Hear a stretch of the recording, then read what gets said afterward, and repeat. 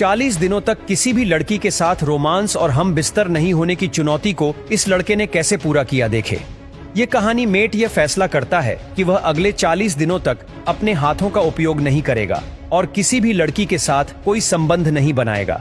इस बारे में शुरुआत में सिर्फ उसके भाई को पता होता है, लेकिन बाद में यह बात पूरे शहर में फैल जाती है और बड़ी खबर बन जाती है। लोग इस पर शर्त लगाना शुरू कर देते हैं कि मेट यह चुनौती पूरी कर पाएगा या नहीं। मेट गर्लफ्रेंड बनाने में एक्सपर्ट है। मेट जब भी किसी लड़की को देखता है तो उसके साथ नजदीकियां बढ़ाने की सोचने लगता है। एक दिन मेट एक रेस्टोरेंट में बैठा होता है और अपनी गर्लफ्रेंड की तस्वीर देख रहा होता है, जिससे हाल ही में उसका ब्रेकअप हुआ था। इसके बाद मेट चर्च में अपने भाई से मिलने जाता है। उसका भाई चर्च में फादर बनने की प्रैक्टिस कर रहा होता है। मेट कहता है कि उसने अपनी गर्लफ्रेंड को भूलने के लिए कई लड़कियों के साथ संबंध बनाए, लेकिन जब भी वह ऐसा करता उसे दीवार में दरारें दिखाई देने लगती, जिससे वह डर जाता। इस वजह से वह किसी भी लड़की को संतुष्ट नहीं कर पाता। अगले दिन मेट अपने दोस्त के साथ बार में जाते हैं। वहां मेट को एक लड़की मिलती है जिससे वह बातें करने लगता है और उसे गर्लफ्रेंड बना लेता है, लेकिन तभी मेट को फिर से दीवार में दरार दिखती है, जिससे वह डरकर वहां से भाग जाता है। तभी उसे वहां एक नई लड़की एरिका दिखती है। मेट उससे बातें करने लगता है। इसके बाद मेट अपने भाई के पास जाता है और कहता है कि वह अगले 40 दिनों तक अपने हाथों का इस्तेमाल नहीं करेगा और किसी भी लड़की के साथ कोई रिश्ता नहीं बनाएगा। मेट का भाई उसकी बात सुनकर हंसने लगता है, लेकिन मेट उसे भरोसा दिलाता है कि वह इस चुनौती को जरूर पूरा करेगा। मेट घर पहुंचकर अपने कमरे से सारी गंदी मैगजीन, तस्वीरें और अन्य चीजें हटा देता है। मेट का पहला दिन आसानी से बीत जाता है।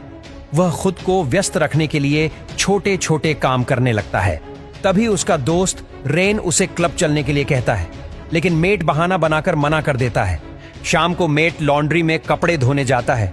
वहां उसकी मुलाकात एरिका से होती है। एरिका को मेट पसंद आने लगता है। दोनों आपस में बातें करते हैं, लेकिन मेट अपने वादे के अनुसार उसमें कोई दिलचस्पी नहीं दिखाता। मेट वहां गूंगे होने का नाटक करता है। एरिका मेट से कहती है, तुमसे फिर मुलाकात होगी। धीरे धीरे मेट की इस चुनौती की बात पूरे शहर में फैल जाती है। मेट का दोस्त रेन ये बात सबको बता देता है। लोग इस पर शर्त लगाने लगते हैं कि मेट यह चुनौती पूरी कर पाएगा या नहीं। मेट को इस बात की खबर नहीं होती। मेट अपने ऑफिस में काम पर ध्यान देता है। उसका काम देखकर उसका बॉस खुश होता है। मेट की इस चुनौती के बारे में उसकी ऑफिस की कुछ सहकर्मी लड़कियों को भी पता चल जाता है। वे आपस में चर्चा करती हैं कि मेट 40 दिन तो क्या 40 मिनट भी नहीं रुक पाएगा। मेट और एरिका की दोस्ती गहरी होने लगती है। दोनों साथ में घूमने, डेट पर जाने और मस्ती करने लगते हैं। एक दिन जब मेट एरिका को घर छोड़ने जाता है तो एरिका उसे किस करने की कोशिश करती है, लेकिन मेट वहां से भाग जाता है। अगले दिन मेट के दोस्त रेन को यह बात पता चलती है कि मेट और एरिका के बीच कुछ चल रहा है। एक दिन मेट की एक्स गर्लफ्रेंड निकोल वापस आती है।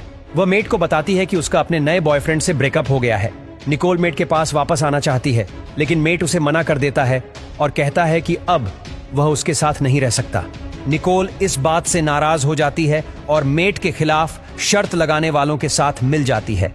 निकोल चाहती है कि मेट की चुनौती टूट जाए। अब मेट का 40वां दिन आ जाता है। मेट को हर लड़की हॉट दिखने लगती है। वह खुद को कंट्रोल नहीं कर पाता। मेट अपने भाई के पास चर्च जाता है। वहां वह देखता है कि उसका भाई खुद को कंट्रोल नहीं कर पा रहा है। मेट डर जाता है। शाम को मेट का दोस्त रेन उसे एक लड़की के साथ छोड़ देता है ताकि मेट की चुनौती टूट जाए। मेट खुद को कंट्रोल करने के लिए रेन से कहता है कि उसे बिस्तर से बांध दे। रेन मेट को बांध देता है और वहां से चला जाता है। एरिका को भी मेट की चुनौती के बारे में पता चल जाता है। मेट उससे मिलने जाता है। वह एरिका से अपने प्यार का इजहार करता है। एरिका को भी मेट से प्यार हो जाता है। मेट का 40वां दिन पूरा हो जाता है। मेट ने अपनी चुनौती जीत ली थी। एरिका और मेट एक दूसरे के साथ खुश हो जाते हैं। मेट ने खुद को कंट्रोल किया और अपने प्यार को भी पा लिया। प्यार में ईमानदारी और सच्चाई से ही असली खुशी मिलती है। मेट ने खुद से किया वादा निभाया और सच्चे प्यार को पाया।